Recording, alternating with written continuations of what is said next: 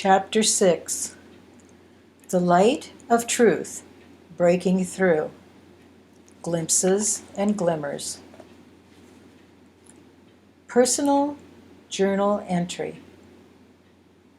I have been given a secret of secrets, surely the most valuable thing in my world. It is said that kings would give their kingdoms to know it, but they can neither find it nor discover anyone to tell them what it is. Dear God, it has found me. Of all the people in the world, thank you. Thank you, Father of light and life. The body was ailing, yet, at exactly the right time this morning, Laurel called, bringing a glimpse onto the scene. The glimpse is an elixir of God. It did the good work. If ever I have wondered about proclaiming the power of our glimpses and glimmers, that wonder was dispelled for the 10,000th time this morning, when that gentle lady spoke of her new insights into this and that. The this and that was just what this body needed. It responded immediately, and I heard myself laughing with Laurel. Yes, yes, it is a marvel of marvels. I take the child's secret of the glimpse and, without regret, throw the lesser things away. Let him who has ears to hear. Evening talk on the riverbank. Middle of a conversation by the campfire. Samuel speaking. A marvel happens in our affairs. A healing, say. Haven't you wondered what does the good work? Haven't you wondered exactly what happened or what caused it? Oh, we know that God is the source of all such good things, but exactly how? If we knew precisely what to look for, wouldn't that be a help? Of course.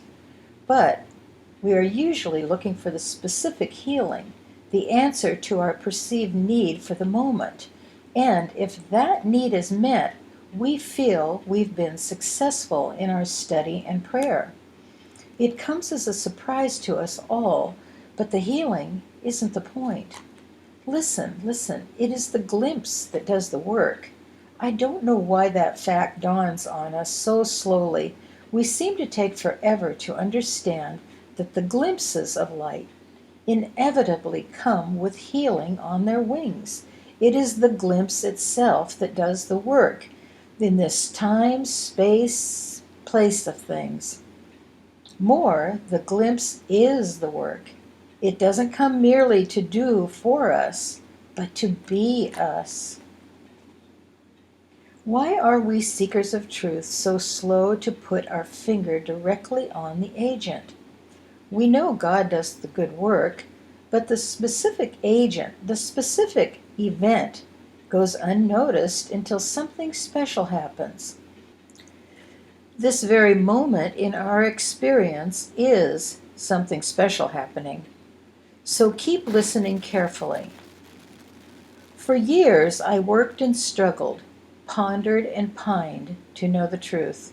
I read voraciously to catch the glimpses and glimmers. But the vital connection that was absolutely essential eluded me. That is, I didn't understand it was the glimpse itself that came through as Godhead's own truth entering this scene I am to brighten and enliven it. Once upon a time, I wanted the glimpse to bring information to this old sense of myself and work a wonder for it. Hear this softly now. The glimpse doesn't just bring the truth like a messenger.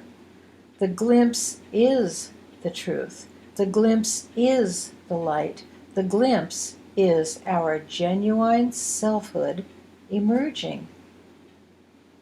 The value of the glimpse itself eludes everyone until precept upon precept, here a little, there a little, slowly it dawns.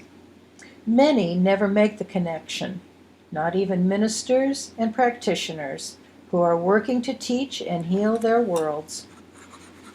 Most remain unaware that it is the glimpse of light that matters and does the work in the phenomenal world. So what is the big deal here? We have intuitively known something good happens as we search and study our Bibles and books. That's why we study so expectantly. Yet, somehow a veil hangs between the glimpse and the inner knowledge that it is the glimpse itself that matters and has come to us for a specific healing purpose of its own. What are you saying, Bill? All day we have been talking about the child within. Now you seem to have changed course. We haven't left the child at all. Tonight we are examining the child in even more detail. Let me try again. The glimpse of light does the work. The glimpse has the value, and nothing else in all this human experience is half so real as that instant of insight. That's what I mean here. That glimpse of the light of Godhead breaking into this consciousness of tangibility, into this awareness of space and time. The glimpse is the child stirring within. The glimpse doesn't merely come from the child, it is the child of us. Perhaps my initial inability to fully understand this had to do with the methods of instruction in my school days, or the way I was taught to comprehend things sequentially in a three-dimensional world. Maybe it was the way intellectual comprehension follows spiritual revelation, the way revelation precedes understanding. The glimpse of light precedes the tangible seen, even though we are not conscious of that. Most definitely, my inability to understand had much to do with my linear sense of time. People often say they have some sense of the truth intellectually straight, but haven't felt it in their hearts yet. This usually means that they are, as I was then, trying to catch a glimpse along some specific line of the heart's desire of the moment, about money or health or something. Well, I don't know that we can determine exactly what the glimpse is to be about, but I am absolutely certain the glimpse itself is the real, breaking into this limited dimension of human thought. And here, in this tangible sense of things, we need a continuing flow of glimpses. Never mind whether they concern one's current questions or clear up intellectual points about religion and metaphysics, or heal a problem at the moment. Never mind that. Go for the glimpse. The glimpse is the child of ourself coming through. The child comes with feelings, yes, but as insights of light we can confirm in the world. Yes, the glimpse is the real coming into our affairs, and it is the glimpse that counts, not our human experience. Pause to stir the fire and watch the sparks fly upward. Yes, I am seeing and hearing something. Good. Now listen gently. What needs are to be met by the glimpse, or what happens to us because of the glimpse, is not as important as the glimpse itself. The glimpse is it. It is the child identity coming through. Light comes as infinitely more than human thinking imagines. The dual nature of light and its glimpses. Next, I would like to explain that our glimpses come to us, a concession to words, from two directions, just as the tree's sustenance comes from two directions. One glimpse comes directly from light, like sunshine touching the leaves of the tree. The other glimpse comes from the world, just as the tree draws nourishment through its roots. The food arriving at the roots is essentially indirect or delayed light. Let me say this better. Once the wonder of glimpses is understood, it isn't long until we've examined them carefully enough to see that they come from two seemingly separate sources. First, there is the direct glimpse, as when we're writing in our journal, or when an answer comes out of the blue from not thinking. Then there is the indirect glimpses, as when we see the beauty of a galloping horse, or the grace of a new rose in the garden, or the tender smile of a stranger.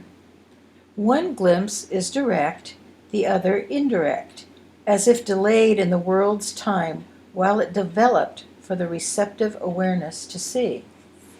I am not able to make a distinction between the values of these differing sources of light. The glimpses of an insight are wonderful no matter how they come. They do their good thing every time. They bring health and unseen blessings each time they arrive. Those that are triggered from the sights and sounds of the earth are like sunlight dappling the surface of a crystal lake. These are the ones the artists and the sensitive see. We grow accustomed to looking for these insights from the earth, but are not so conscious of those that come directly without delay of time. However, glimpses arrive in both ways, and their origin is the same light beyond ordinary light. This is in part what Jesus meant when he said that the stones would minister unto us. Cleave a piece of wood, I am there. Lift up the stone, and you will find me there. Yet, to make this still clearer, let me mention how these two sources of light become apparent quickly when we write. Journal tending, like any meditative or contemplative activity, essentially frees the head from the ordinary sensory input, which can be overwhelming in the world these days.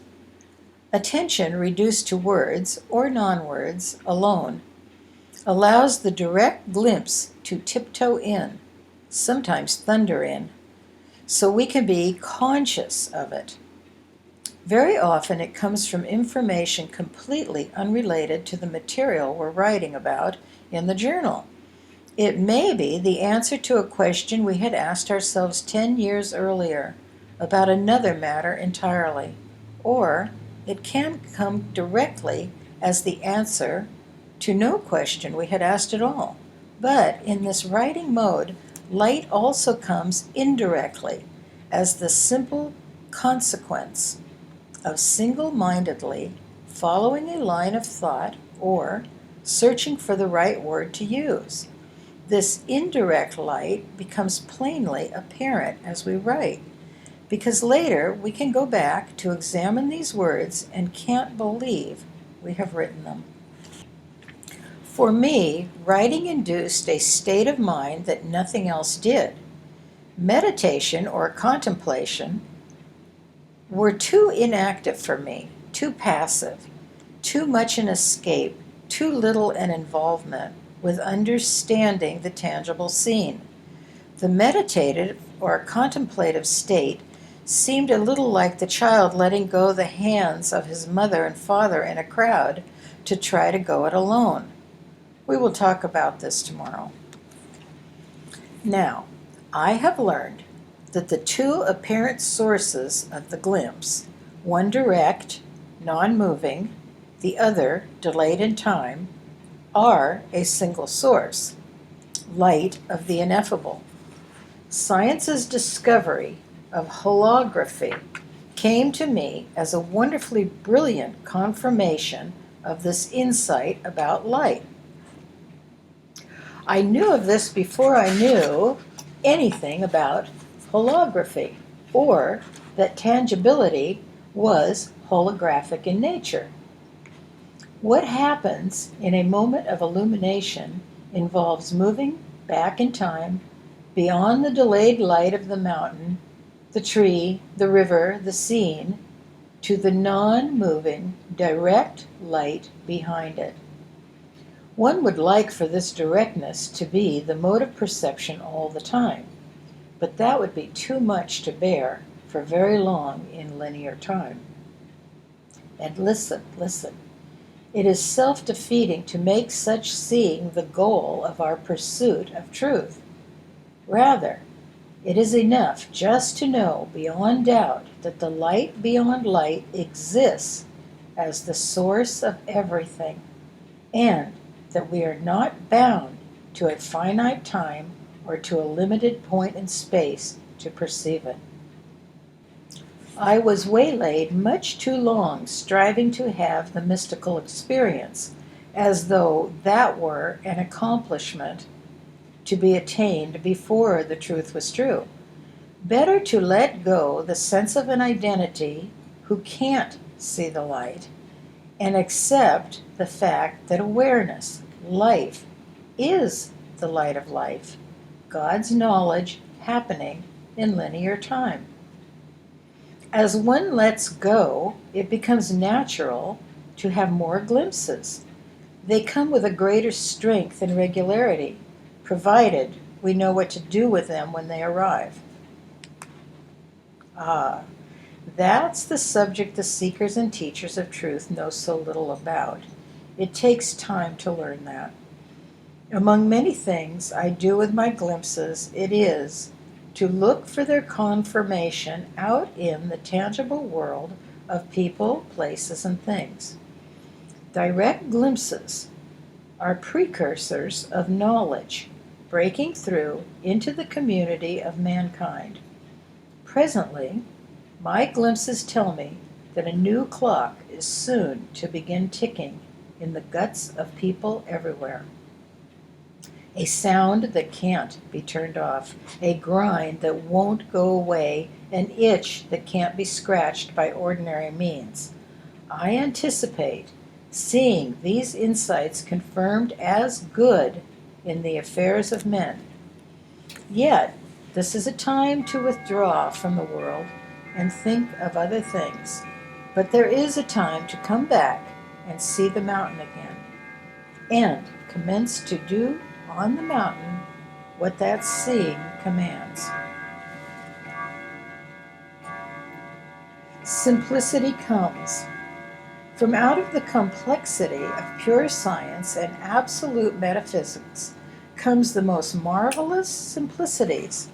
For me, metaphysical absoluteness was apparently necessary to break out into knowing. I don't know if it's necessary for my others to struggle as I did, but others don't need to suffer in those same areas if they will believe the simplicities I've found and then make them their own. That is, if they will put them to the test and live them for themselves. Those glimpses that come with contemplation, meditation, and study, or on the gentle evening breeze, are the spirit of the unknowable. They are the word that proceedeth from the mouth of the Lord, as it is put in biblical language. They are essential for our inner growth and awakening. What we actually need in this human scheme of things begins with those blips of inner light, not the glimpses other people have, but the ones we have for ourselves.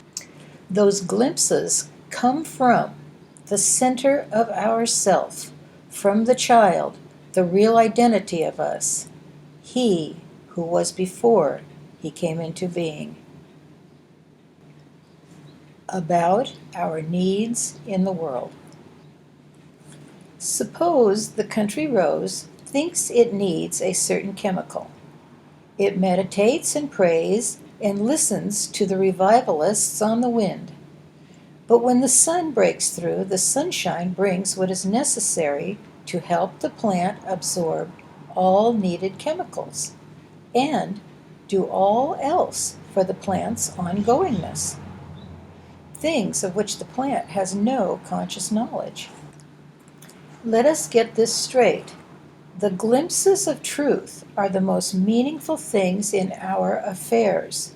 They come with whatever we actually need for the long haul in time and space, if not for the moment. And they come with whatever the physical body of us needs, whether we are conscious of the need or not. When the glimpse comes, healing that we aren't yet capable of recognizing is happening, albeit not necessarily the healing we humanly want. Now, hear this too. We don't sit about and wait until we need the light before we act in this human scene of things. That's pretty much the way the world does it. Rather, we keep doing those things necessary to see the light of life in our affairs. We keep at the work of living the simple equation, living the truth, as a gardener keeps at his work, and our garden prospers in the light.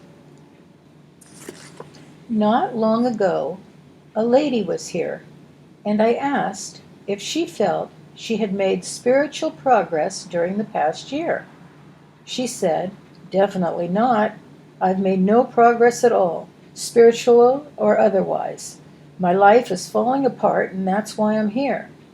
She said she couldn't remember the last time she had had a moment of insight. The world's disintegration has already set in if we are not regularly catching more glimpses of truth. If we haven't perceived one in recent days, we're headed for human trouble. But to have glimpses of truth regularly does not mean that one lives forever without an apparent decline of the body in the passage of years. If the glimpses are still coming, we are laying up treasures where moth doth not corrupt, and our worldly affairs do not turn into an anchor around our necks. If new insights are not coming, we're headed in the wrong direction. If they are coming, we savor them, examine them, and remember them in the greatest possible detail. That's why we keep the journal. The light of the glimpse is bringing so much more than we think we need. Another night around the campfire. What heals? The glimpse of light. What does the good work? The light. No difference between glimpses and glimmers, and no matter if they are spelled with a capital or not. What do I do when someone comes to me for help? I give them one of my glimpses and tell him to give one of his to someone else. If he hears mine and gives one of his own, he moves toward tangible health that moment, and both of us soon have more glimpses to give. That is a significant part of the grand equation, a simplicity beyond words, and it works wonders greater than I can tell. It does more than simply heal this or that. It benefits the entire world. How is it possible for a glimpse of truth here on the riverbank to do such an enormous thing as to help all mankind? It is possible because the world and all mankind are subjective. Within this awareness we are. We are given dominion over the subjective world that we have come to understand, find guiltless, loose, and let go. This world is ours to tend, as surely as a gardener tends his flowers. Our garden needs a continuing flow of light, and that light comes as our inflowing bits and pieces of insight. We are to give those glimpses to our world as we receive them, live them, comprehend them, and confirm them. That is part of the mystery of the equation. No one in metaphysics has written of the child yet, or the equation and its balance. I may never publish these words, but at the moment it appears that task has been given me to do. Just because, finally, humanity is on the edge of a willingness to understand what lies beyond intellectualism. Mankind really wants to know how to live his intellectualism intelligently without destroying civilization in the process. Metaphysicians have nothing in their literature about the child or the equation. Metaphysics includes the child's way to think, which is subjectively, but very little about the child's way to live and act for mankind. In these final days of our human experience, it is essential that we get acquainted with the rest of these three marvels. There is a true measure of progress and success. The only measure of real success in all the world is whether or not one is coming to perceive more truth. No one knows this better than we do, each of us individually. And we know whether or not we've had a new light in recent days. No one else can tell us more about this personal progress than we can tell ourselves. It is our inmost business. But if we haven't been seeing ever more light, we haven't been making progress, and we are sinking into the quagmire of Dashan. Once recognized a glimpse for what it is, the child within knows there are more glimpses to be seen, experienced, lived, and celebrated. More, we know those glimpses offer new perspectives of old views. They tell us more nearly how things really are. They brighten and enliven our affairs. But most of all, those glimpses come with healing on their wings, reviving the child within. With each bit of light, we are more the child and less the climber. Gentle listener, this is what you have come here for.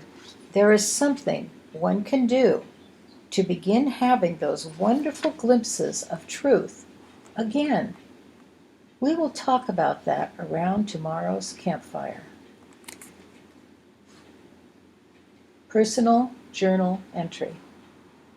In helplessness, I try mightily to shake the gates of heaven and am finally brought one way or another to stop and give up. In helplessness, I am forced to stop everything and just be. Then, the more I be, the more the answers come to be understood. Thence, to be questions no more nor answers. And then I know what to do with the answers, those blessed glimpses and glimmers. At first, this seems to be another paradox, but it isn't. Getting still lets the water settle, and then one begins to see things that he couldn't see when the water was ruffled by trying so hard to catch an answer. I get still, and the answers come. I get still, and this awareness is perceived to be the knowing of God. But I am so slow getting still because the knowing wants to be the knower, as though it had a mind of its own. The known is within the knowing, but the immanent knower transcends it. And I am so slow being humble enough to admit that. I keep the water stirred, trying to be the knower, and to know what the knower knows. Listen, heart of me. I have faced awful situations from which there was no apparent escape. I shook and pounded the gates of heaven, lamenting the hopelessness of life, wondering why I was born and what life was about. The more I wagged my head, the worse I felt, until the anguish forced me to sit down in helplessness and throw myself on the mercy of something. That was when I put myself where I have always been, back into the capable hands of the one I am. Oh, you say I don't understand that life is not threatened and cannot be intimidated. That I don't see the absolute fact that God, life, is all in all, or if I did, I wouldn't even speak of the appearance of life being threatened. Oh, yes, I do see that God is all in all. I am not less certain about that than in the first days of my first discovery. I am only less adamant in my choice of words. Why? To be understood. By whom? By everyone who is myself. Another personal journal entry. The end of the year is a time to stop and take stock of the year just past and see if any real progress has taken place. If we have seen more truth during the year and have seen evidence that truth is at work in our affairs, we know very well progress has taken place. We answer affirmatively, even if other things have fallen apart. More, we know from whence that progress has come. With all my heart, I want those who may read the words of this old journal to receive a tangible measure of hope, a glimpse of the child's light. If so, they will be on their way. They will surely be on their way. Once the light has found us, it doesn't let us go until it has blessed us fully.